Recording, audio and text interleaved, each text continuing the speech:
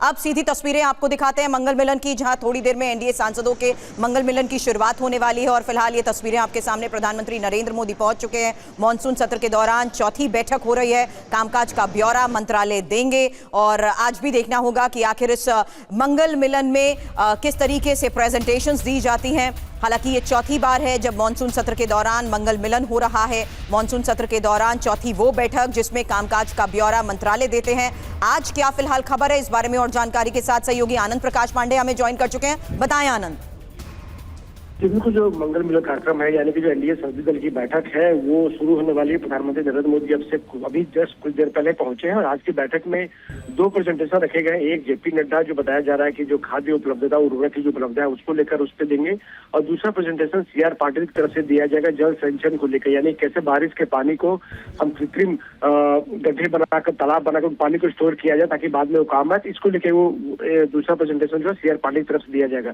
क्योंकि आज की जो ये मंगल मिलन की बैठक है, इस मौजूदा मॉनसून सत्र की आखिरी मंगल मिलन बैठक है। ऐसे में उम्मीद ये की जा रही है कि प्रधानमंत्री नरेंद्र मोदी का संबोधन भी इस बैठक में हो सकता है, क्योंकि आज के बाद फिर मॉनसून सत्र में मंगलवार नहीं पड़ेगा, मंगल मिलन नहीं हो पाएगा। तो ऐसे में माना जा रहा है कि प्रधानमंत्री अपने संबोधन में जो एनडीए के सांसद हैं उनको बताएंगे कि कैसे जनता के बीच जाना है संसद सत्र के बाद, और कैसे उनको केंद्र सरकार की स्कीम्स के साथ साथ कैसे युवाओं के लिए केंद्र सरकार ने जो कदम उठाया, शिक्षा में रिफॉर्म्स के लिए, परीक्षा में सुधार के लिए, और साथ ही साथ जल संचयन का मामला हो, खादी की उपलब्धता हो, नौकरी की बात हो, कॉमनवेल्थ गेम्स में भारत के शानदार प्रदर्शन की बात हो, ये तमाम बातें जो है कैसे जनता को जाके इस संसद सत्र के बारे में की बात बतानी है। माना जाए कि प्रधानमंत्री आज के संबोधन में एनडीए सांसदों को ही बता सकते हैं। बिल्कुल बिल्कुल आनंद, बने रहिए। लौट रही हूं आपके पास से एक और बड़ी खबर है। मंगल मिलन में सांसदों के हाथ में तिरंगा। बैठक के बाद पैदल सांसद जाएंगे, पैदल संसद पहुंचेंगे सांसद। आपको बता दें कि तिरंगा लेकर संसद की ओर जाएंगे सांसद।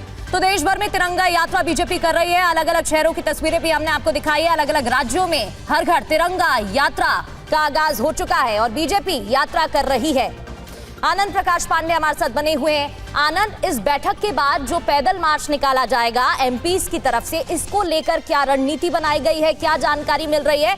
क्योंकि ये जो बैठकें अब तक हुई हैं इसमें यह देखने को मिला है कि प्रधानमंत्री की तरफ से भी सभी सांसदों को ये निर्देश दिए गए हैं कि ज्यादा से ज्यादा लोगों तक पहुंचने की कोशिश करिए, चाहे सोशल मीडिया के माध्यम से या फिर यात्राओं के जरिए।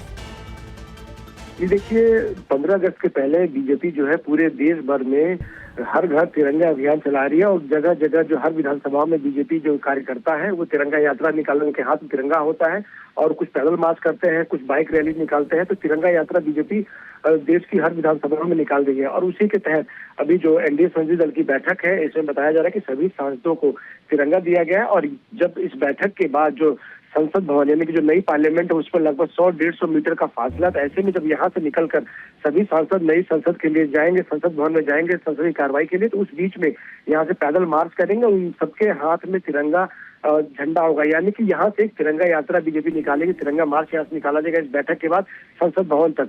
मैसेज यही है कि जो तिरंगा जिस तरह से भारत को एकजुट करता था, ऐसे में तमाम डिवीजन के बाद भी भारत एकजुट रहे, और इसी संदेश के साथ अभी सांसद जो है इस बैठक के बाद इस तिरंगा यात्रा को निकालेंगे।